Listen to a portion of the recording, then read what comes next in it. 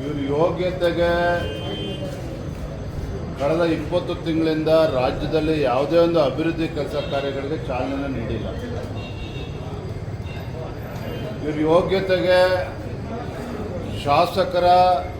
ಯಾವುದೇ ಶಾಸಕರ ವಿಧಾನಸಭಾ ಕ್ಷೇತ್ರಗಳಿಗೆ ಅಭಿವೃದ್ಧಿಗೆ ಹಣವನ್ನು ಕೊಡೋದಕ್ಕೆ ಸಾಧ್ಯ ಆಗಿಲ್ಲ. ಪರಿಶಿಷ್ಟ ಜಾತಿ ಪರಿಶಿಷ್ಟ ಪಂಗಡಗಳಿಗೆ ಗೌರ್ಮೆಂಟ್ ಕಾಂಟ್ರಾಕ್ಟ್ಸ್ಗಳಲ್ಲಿ ರಿಸರ್ವೇಷನ್ನ ಕೊಟ್ಟಿದ್ದಾರೆ. ಆದರೆ ಎಲ್ಲಿ ಕೆಲಸ ನಡೀತಾ ಇದೆ? ಯಾವುದೇ ವಿಧಾನಸಭಾ ಕ್ಷೇತ್ರದ ಯಾವುದೋ ಟೆಂಡರು ಕರೆದಿಲ್ಲ, ಗುದ್ಲಿ ಪೂಜೆಗಳು ಆಗಿಲ್ಲ, ಅಭಿವೃದ್ಧಿ ಕೆಲಸಗಳು ಆಗೋದಕ್ಕೆ ಪ್ರಶ್ನೆ ಉದ್ಭವನೇ ಆಗೋದಿಲ್ಲ. ಇದ್ರ ಮಧ್ಯೆ ಅಲ್ಪಸಂಖ್ಯಾತರಿಗೆ 4% ಮೀಸಲಿಡ್ತೇವೆ ಅಂತಕ್ಕಂಥ ಏನು ನಿರ್ಧಾರವನ್ನು ಕ್ಯಾಬಿನೆಟಲ್ಲಿ ತೆಗೆದುಕೊಳ್ಳೋಕೆ ಹೊರಟಿದ್ದಾರೆ. ಅಲ್ಪಸಂಖ್ಯಾತರು ಅಂತ ಹೇಳಿದ್ರೆ ಮುಸ್ಲಿಮರು ಮಾತ್ರನಾಗಿದ್ರೆ ಬೇರೆ ಯಾರು ಇಲ್ವ? ಅಲ್ಪಸಂಖ್ಯಾತರು ಅಂತ ಹೇಳಿದ್ರೆ ಈ ಕಾಂಗ್ರೆಸ್ ಸರ್ಕಾರದ ಅಲ್ಪಸಂಖ್ಯಾತ ತುಷ್ಟೀಕರಣದ ನೀತಿಗಳು ಇವತ್ತು ರಾಜ್ಯದಲ್ಲಿ ಬೆಂಕಿ ಹತ್ತಕ್ಕಂಥ ಕೆಲಸ ಮಾಡೋದಕ್ಕೆ ಹೊರಟಿದ್ದಾರೆ. ಅವರು ಮುಸ್ಲಿಮರನ್ನ ಅಲ್ಪಸಂಖ್ಯಾತನ ಓಲೈಸ್ಕೊಳ್ತಕ್ಕಂಥ ನಿಟ್ಟಿನಲ್ಲಿ ಹೊರಟಿರ್ತಕ್ಕಂಥ ಕಾಂಗ್ರೆಸ್ ಸರ್ಕಾರ ಬೇರೆ ಇತರ ಎಲ್ಲರಿಗೂ ಕೂಡ ಅನ್ಯಾಯ ಮಾಡೋಕ್ಕೆ ಹೊರಟಿದ್ದಾರೆ. ನಾನು ರಾಜ್ಯದ ಮುಖ್ಯಮಂತ್ರಿಗಳಿಗೆ ಆಗ್ರಹವನ್ನು ಮಾಡ್ತೇನೆ, ತಾವು ನಿಜವಾಗ್ಲೂ ಕೂಡ ಅಹಿಂದ ನಾಯಕರೇ ಆಗಿದ್ರೆ, ನಿಜವಾಗ್ಲೂ ಕೂಡ ತಾವು ಅಹಿಂದ ನಾಯಕರೇ ಆಗಿದ್ದಿದ್ರೆ ಇಷ್ಟೊತ್ತಿಗಾಗಲೇ ಅನೇಕ ಹಿಂದುಳಿದ ಸಮಾಜಗಳೇನಿದ್ದಾವೆ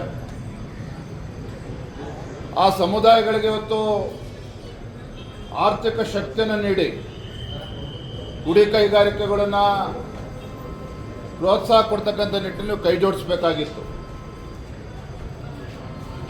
ಮಡಿವಾಳರಿದ್ದಾರೆ, ಸವಿತಾ ಸಮಾಜ ಇದೆ, ಬೇರೆ ಬೇರೆ ಕಾಯಕ ಸಮುದಾಯಗಳು, ಅನೇಕ ಸಮುದಾಯಗಳು ಇವತ್ತು ನಮ್ಮ ನಾಡಿನಲ್ಲಿದೆ.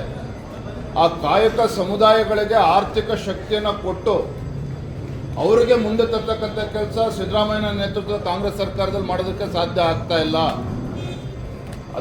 ಅದರ ಬದಲಿಗೆ ಈಗ ಮುಸ್ಲಿಮರ ಓಲೈಕೆ ಮಾಡ್ತಕ್ಕಂಥ ಕೆಲಸ ಮಾಡೋಕ್ಕೇನು ಹೊರಟಿದ್ದಾರೆ.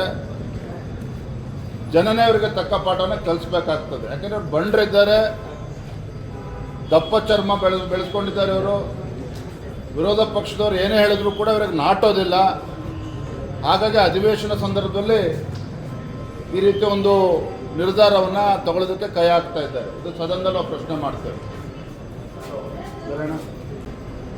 ಕರ್ನಾಟಕ ರಾಜ್ಯದಲ್ಲಿ ಯಾರ್ಯಾರು ಜಾತಿ ಹೆಸರು ಹೇಳ್ಕೊಂಡು ರಾಜಕಾರಣ ಮಾಡೋದಕ್ಕೆ ಹೊರಟಿದ್ದಾರೆ ಅಥವಾ ಮಾಡ್ತಾ ಇದ್ದಾರೆ, ಅವರು ಕೇವಲ ಶಾಸಕರಾಗಿ ಮಾಜಿ ಸಚಿವರಾಗಿ ಉಳ್ಕೊಂಡಿದ್ದಾರೆ. ಯಾರು ಈ ನಾಡಿನಲ್ಲಿ ಎಲ್ಲ ಸಮುದಾಯಗಳನ್ನು ವಿಶ್ವಾಸಕ್ಕೆ ತೆಗೆದುಕೊಂಡು ಎಲ್ಲ ಸಮುದಾಯಗಳ ಧ್ವನಿಯಾಗಿ ಇವತ್ತು ಹೋರಾಟವನ್ನು ಮಾಡಿದ್ದಾರೆ ಯಡಿಯೂರಪ್ಪನವರಂಥ ನಾಯಕರು.